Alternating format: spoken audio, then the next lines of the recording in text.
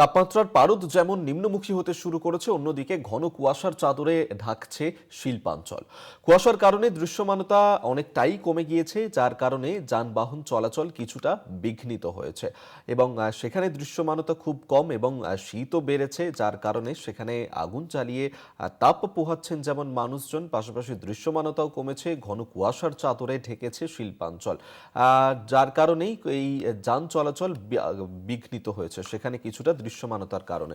সরাসরি আপনাদেরকে সেখানে নিয়ে যাব। এই মুহূর্তে আসানসোল থেকে আমাদের সঙ্গে রয়েছেন প্রতিনিধি উৎপল পাতর। উৎপল, যেমন একদিকে তাপমাত্রার পারদ নিম্নমুখী হতে শুরু করেছে এবং আগামীকাল বড়দিন, তার আগে আসানসোলে সেখানে দৃশ্যমানতাও কমতে শুরু করেছে, কি ছবি ধরা পড়ছে? দেখো বেগদা, আসানসোলের শিল্পাঞ্চল জুড়ে এই দ্বিতীয়বার এত ঘন কুয়াশার চাদর দেখতে পাওয়া গেল।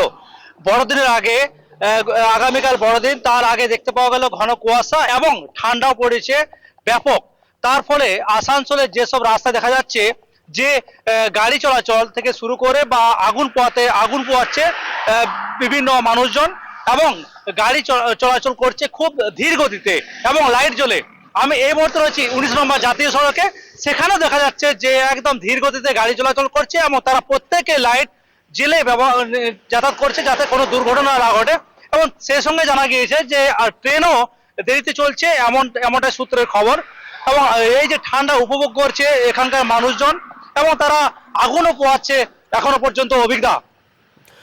উৎপল, সেক্ষেত্রে যেভাবে ঘন কুয়াশার চাদরে শিল্পাঞ্চল এই মুহূর্তে ঢাকা পড়ে গিয়েছে এবং বিগত বেশ কিছুদিন আগেও আমরা এই একই ছবি সেখানে দেখেছিলাম, এবং সেক্ষেত্রে আলাদা করে কি যান চলাচলের ক্ষেত্রে কোনো বাড়তি সতর্কতা নেওয়া হয়েছে যাতে কোথাও কোনো রকম দুর্ঘটনা না ঘটে তার কারণে?